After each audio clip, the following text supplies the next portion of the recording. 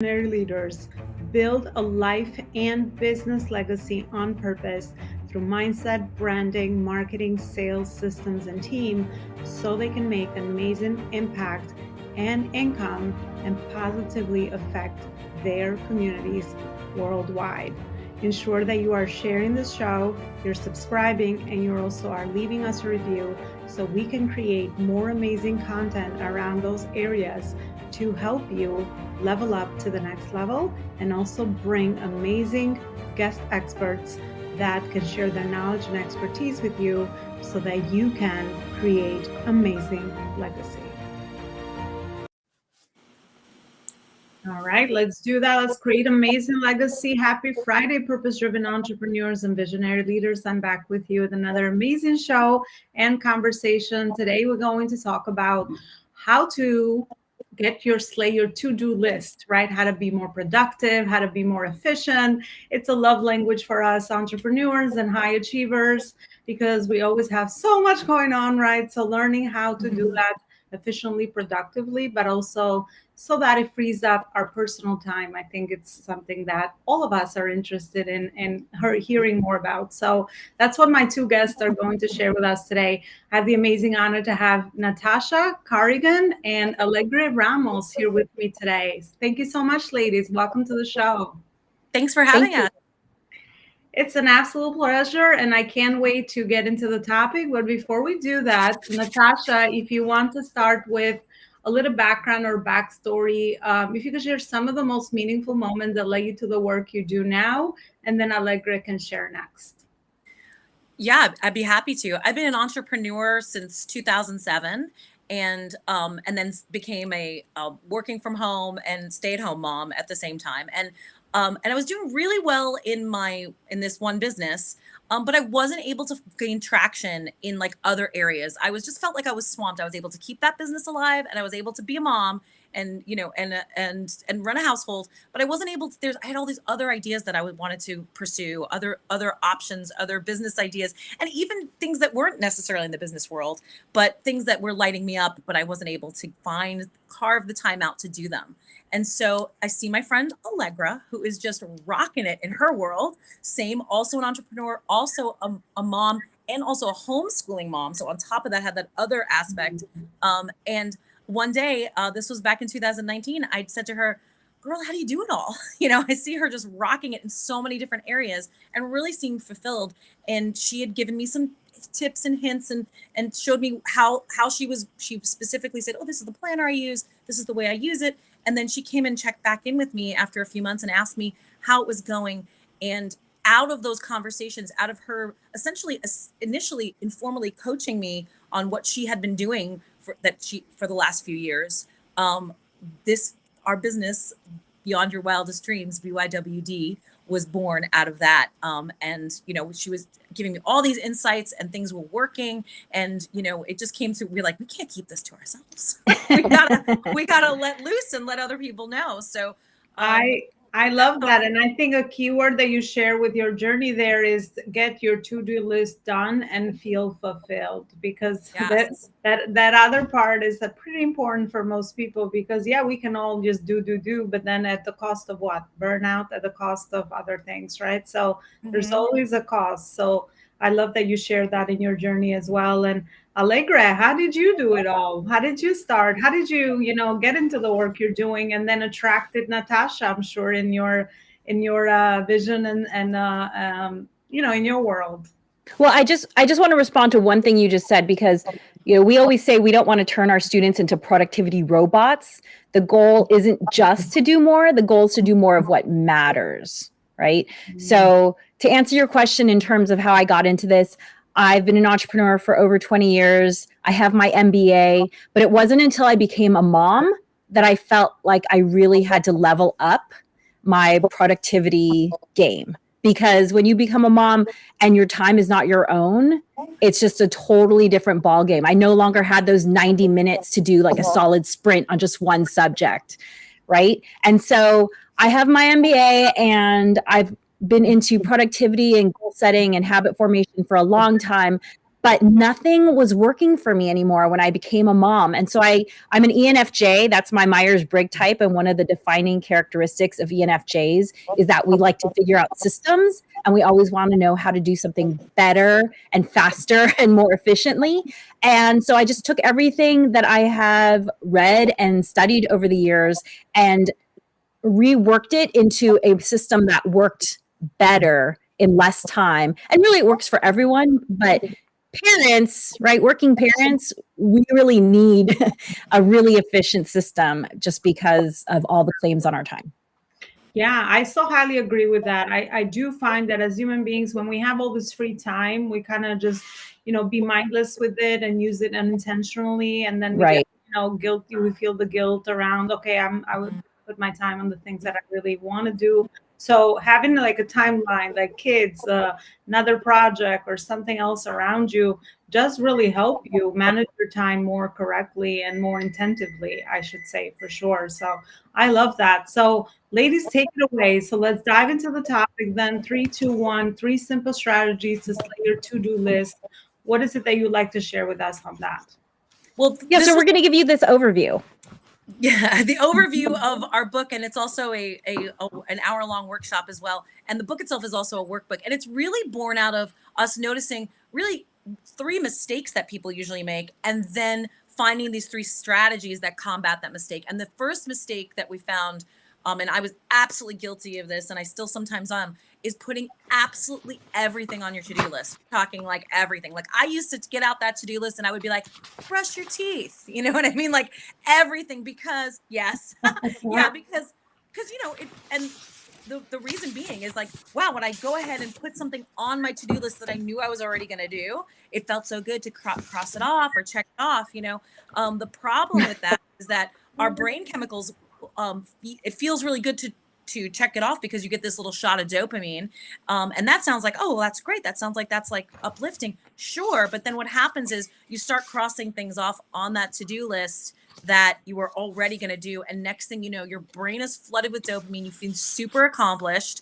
And those things that are hanging out on your to-do list, like maybe write that new blog or send out a newsletter, or the things that are going to maybe make some traction and bring you forward on some of your projects, you kind of feel satisfied with what you've done, and you don't really put in the time, energy, and attention on those things that are going to move you forward. So Allegra will tell you about our first strategy, which is... Yeah, so strategy number 1 is don't write everything down, especially the reoccurring things that have other built-in triggers. Those should really become habits, like brushing your teeth. You have the trigger of you just ate a meal or you're going to bed. Use that to get you to do it. Or walking the dog, right? You don't have to write it down. The dog's going to say, hey, I need to go outside. It's going to be jumping up and down, right?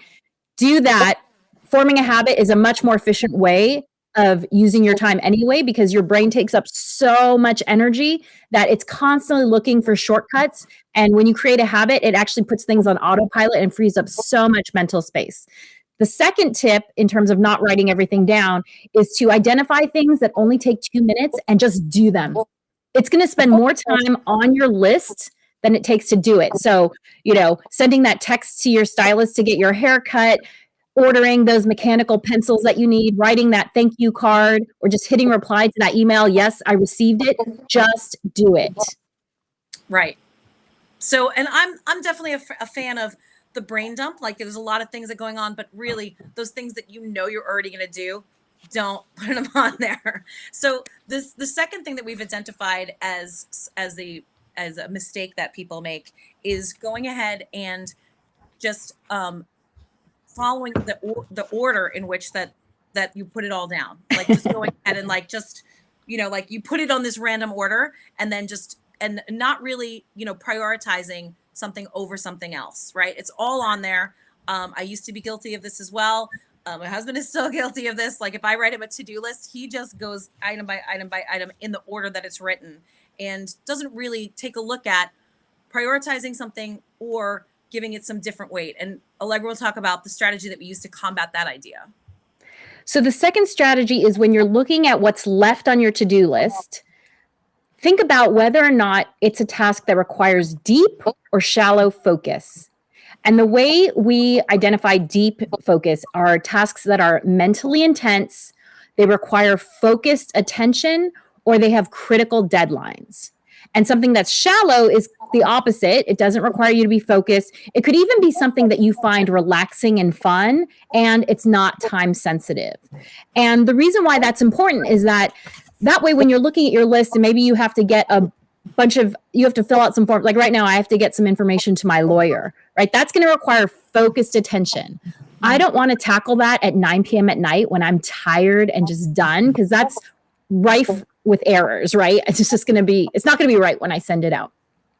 So I can say, okay, I need to be fresh. I need deep focus. I'm going to schedule this early in the morning. I probably need 2 hours to do it. So it just helps me to think about what kind of work it is. And also, if you can identify your chronotype, which if you look at the sleep doctor and you can identify what's your best time of day for deep or shallow focus, that will help you even further think about your to-do list in a strategic way, using a model, right? Rather than a haphazard, like, I'll just take it as it comes sort of thing. The other thing to think about with deep versus shallow is that brainstorming, which is something that most people might think of as deep work, brain science actually shows that we make more creative connections when we're a little bit tired, because it kind of frees up that, there's that barrier between your conscious and your subconscious that is a little bit looser, more porous when you're a little tired. So if you want to do really creative brainstorming free association, you might actually want to do that when you're a little bit tired. And no one can decide what's deep or shallow.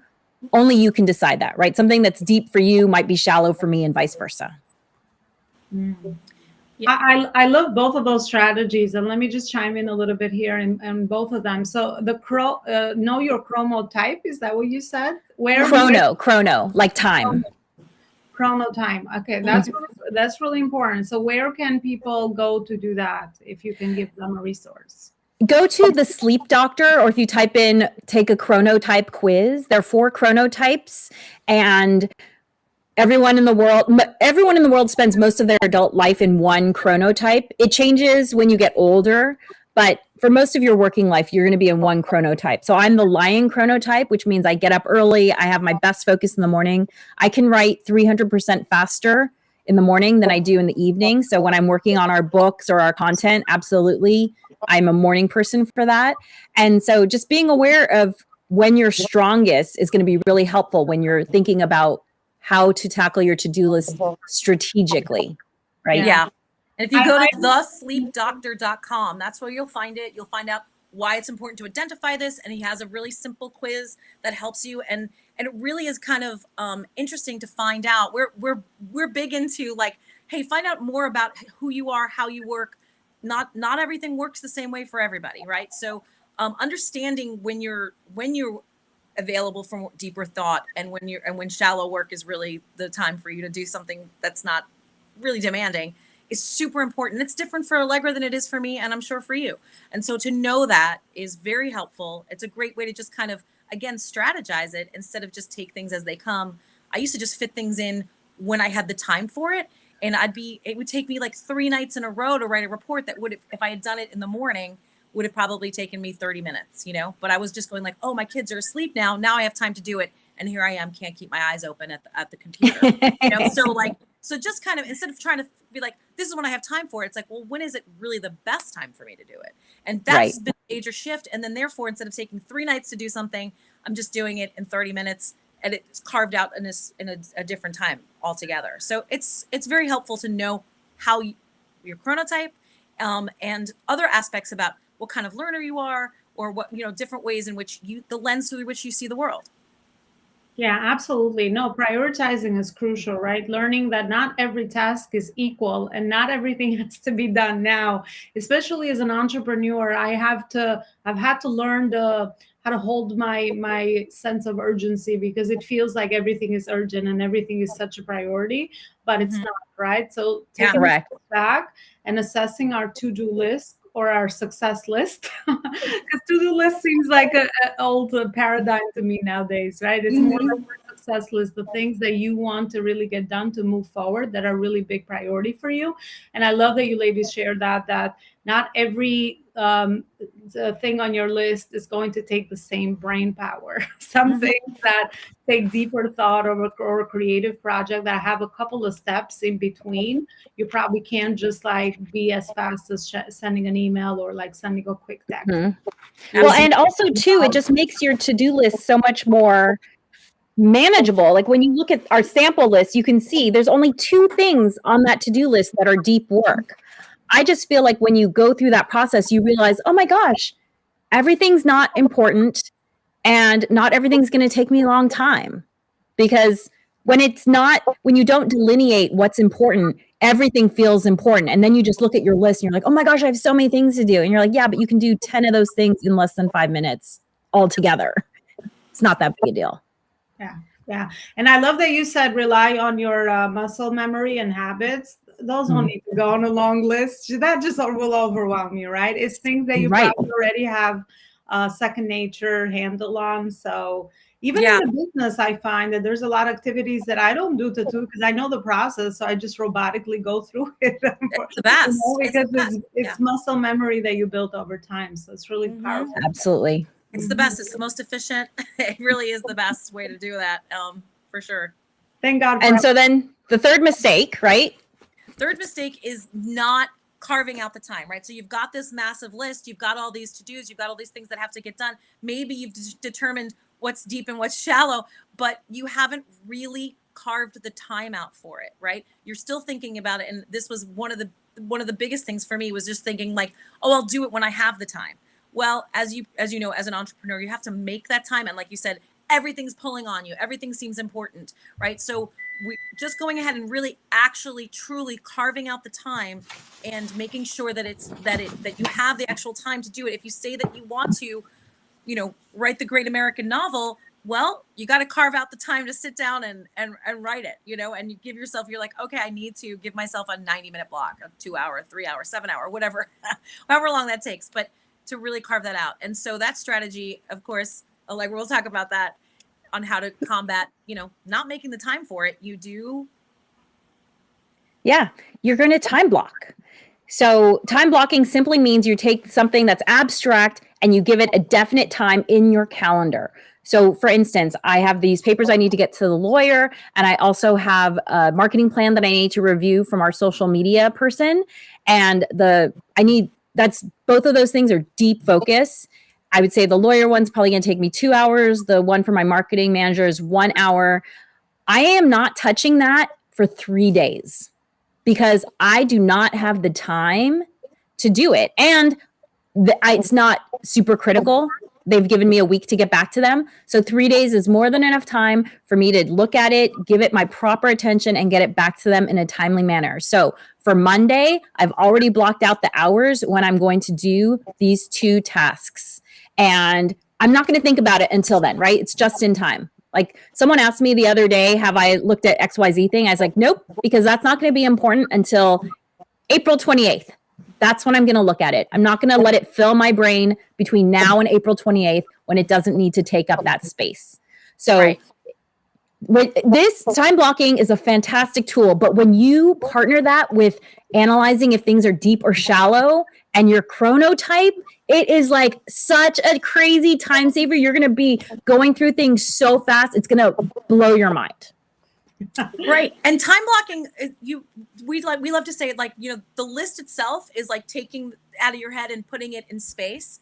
And then the time blocking is taking it from spacing, putting it in time, right? So you want your things to live in time and space so that they have a better chance of actually getting done, A. Right. And B, we're also talking about time blocking, relaxing time or family time or, because a lot of times these things will encroach if you don't get those things done on your success list. If those things just are hanging open, like those tabs are open, next thing you know, oh, well, we had planned to, go to the park, but gosh, I hadn't done, these X, Y, and Z. But if you've time blocked it, you're like, this is the time because part of my values is to spend time with my family, right? So time block also time spent with the family and that kind of thing. If I leave big open gaps in my schedule, especially, and I'm talking mostly like Monday through Friday. I don't mean like you can't have, free time or flex time. Of course you can.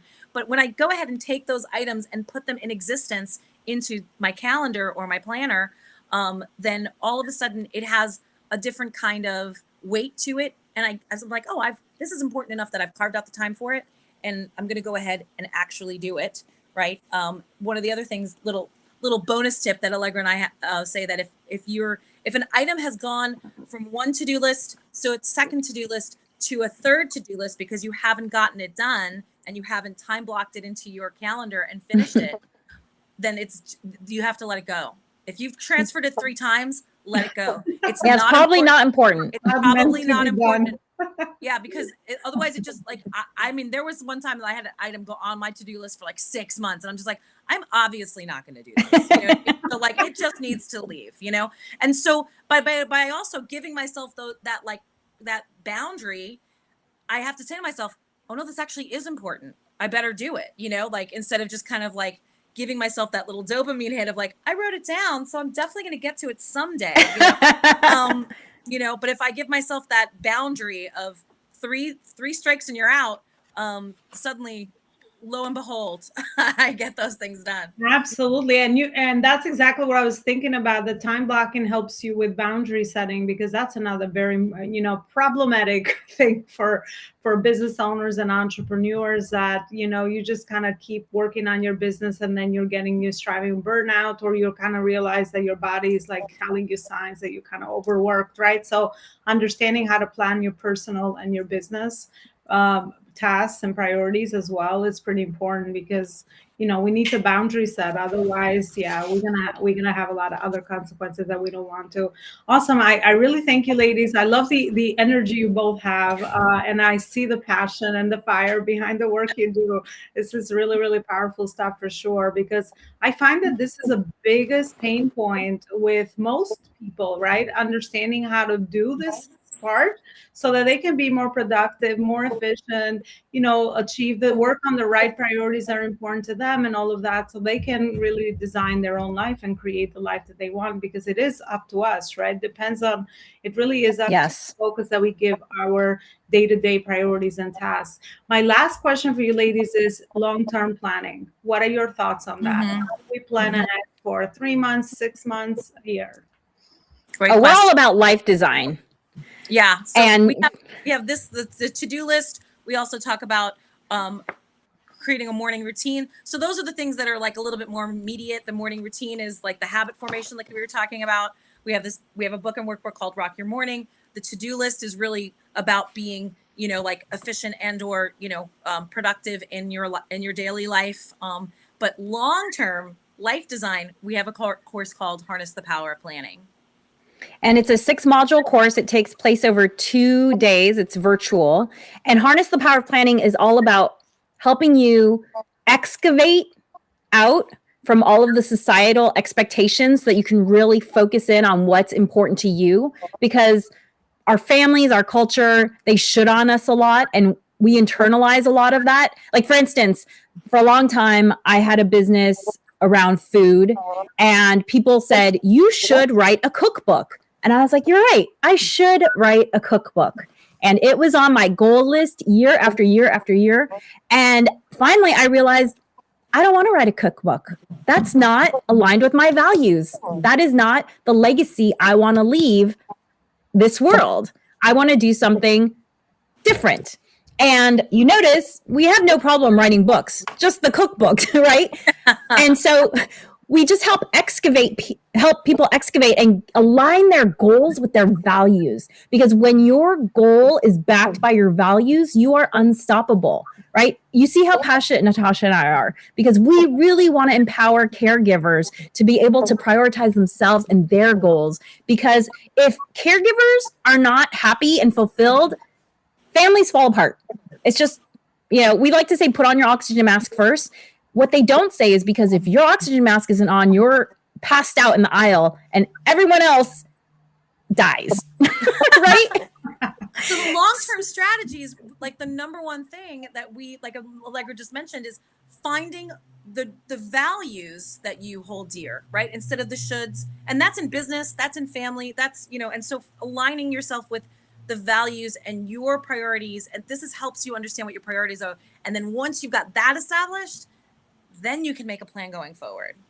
Yeah. And we break it down into life goals, 10-year goals, 5-year goals, 1-year goals. We break it all the way down to the daily activity that you need to take in order to move your goals forward.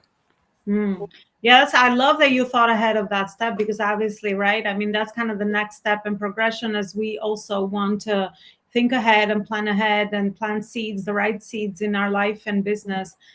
You hit the nail in the head. I also highly agree with that, as I hope businesses grow, align with your values, your vision, your mission, and that's all authentic and unique.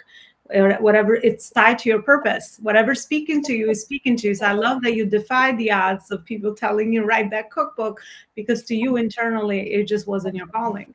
It wasn't the thing that was calling you for it at that moment in time, right? So you listen to that, and that's back to, I don't want to go into spirituality, but we all have the answers a lot of times, right? So go back and listen to what we really feel is the right important priorities for us to work on. They're connected to our purpose and our calling, because that's why we are feeling pulled to go after a certain something, or serving people in a certain way, just like you ladies are doing. If you study long enough, I feel like the productivity life design stuff and the spirituality stuff starts to be the same.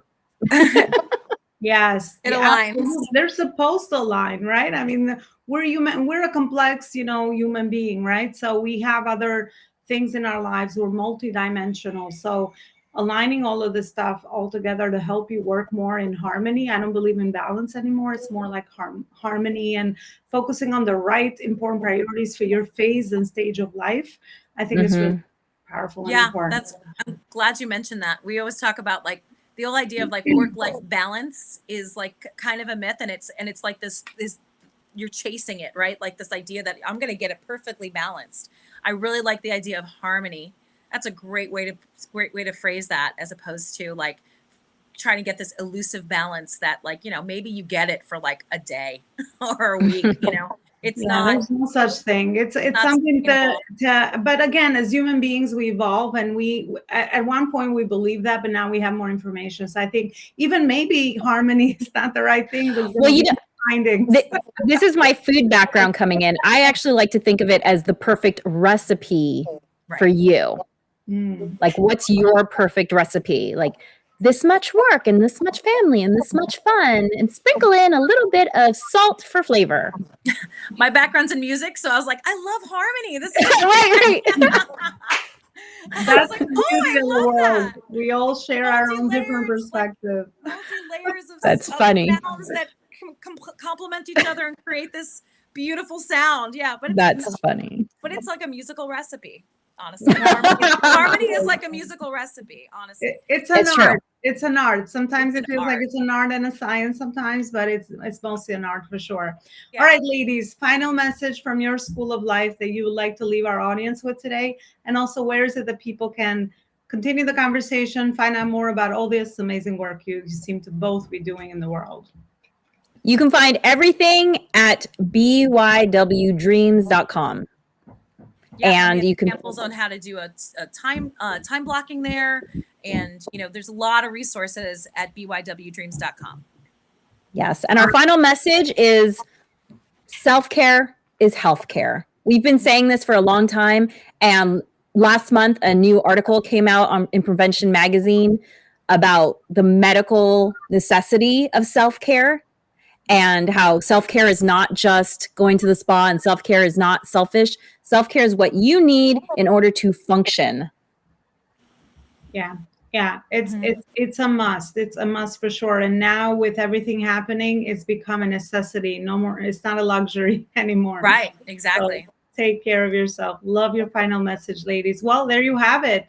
Follow both Natascha and Allegra. I love their energy. So I'm sure if this is how they, they talk about their business and the thing that they do, they obviously are mission-driven, purpose-driven people, and they really feel like this is their calling and this is the way that they want to help the world. So go check out their website and everything else they have going on for sure. And I want to thank you for both being here and really sharing so much wisdom with us on the Life School Masterclass show. I find every show is a masterclass.